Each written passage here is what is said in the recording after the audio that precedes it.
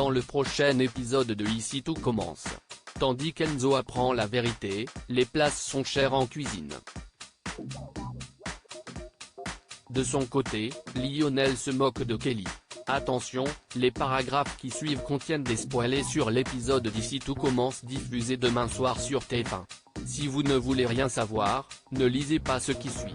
Jeudi 10 juin dans Ici tout commence. Enzo apprend la vérité. Anaïs remercie Maxime et Salomé d'avoir prévenu Lisandro pour l'empêcher de retirer sa plainte. N'ayant aucune nouvelle de Morier depuis la veille, la jeune femme a espoir qu'il ait laissé tomber et qu'il ne dise rien à Enzo. Tandis que le fils Delcourt l'encourage à dire toute la vérité à son ami, Anaïs y consent mais indique toutefois qu'elle a besoin de temps avant de lui annoncer la nouvelle. En arrivant dans sa chambre, elle découvre Enzo qui l'attend patiemment. En proie au doute depuis sa rencontre avec Morier, le jeune homme la somme d'arrêter de mentir et de faire preuve d'honnêteté. Dos au mur, Anaïs lui raconte la vérité. Comme Lisandro risque de tout perdre si cette histoire venait à se savoir, elle supplie son ex de garder le secret mais celui-ci quitte la chambre sans répondre en claquant la porte. Anaïs rejoint ensuite Lisandro et le prévient qu'Enzo est au courant de tout. Le professeur de salle assure alors qu'ils feront face ensemble quoi qu'il advienne.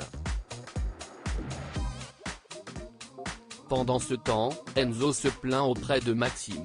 Il aimerait les balancer à tout le monde pour leur faire regretter de l'avoir trahi mais Maxime l'incite à ne pas le faire.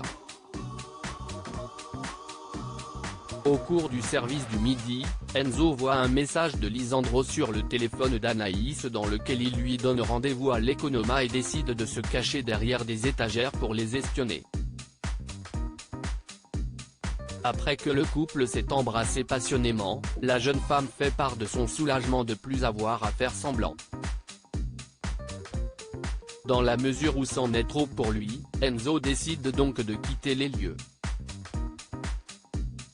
Lorsqu'il croise Charlène et lui confirme que Lisandro et Anaïs sont ensemble, elle le prend dans ses bras pour le réconforter. Les places sont chères en cuisine et dans la matinée, Antoine affiche les différents stages d'été auxquels les étudiants de l'Institut pourront postuler. Si beaucoup souhaitent assister au stage de la villa en présence du chef Tanohiro Masa, Antoine précise que seuls 2 d'entre eux auront cette chance. Pour les sélections, ils seront départagés sur une épreuve de cuisine durant laquelle ils devront proposer un hors-d'œuvre froid aux saveurs japonaises. Sans attendre, Louane et Ludivine s'empressent de s'inscrire, tout comme Célia et Jérémy. En croisant Ludivine dans le parc, Célia en profite pour lui demander pardon pour son attitude lors de l'anniversaire de Clotilde puis promet d'arrêter d'être jalouse. Plus tard, Célia et Jérémy travaillent sur la recette qu'ils comptent présenter pour l'épreuve de sélection.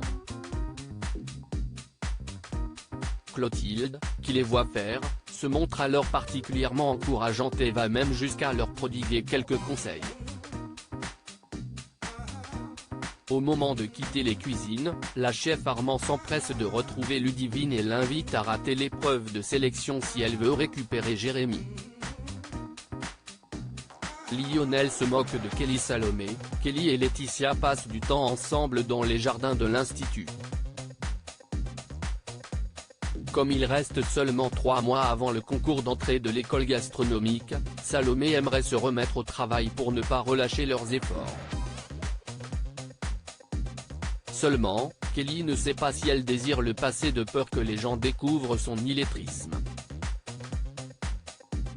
Compréhensive, Salomé lui conseille cependant de s'accrocher car elle a un don pour cette discipline. Par la suite, les 2 jeunes femmes filent en cuisine pour travailler sur la recette de l'œuf parfait au cépé à la mousse de parmesan du chef Armand.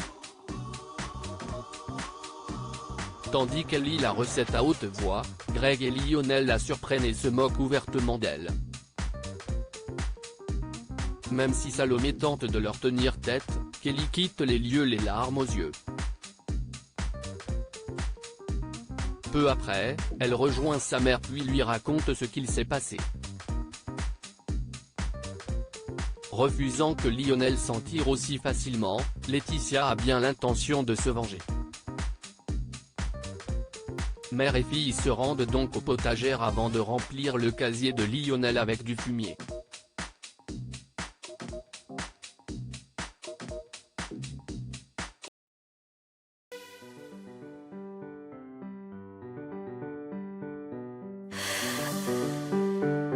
나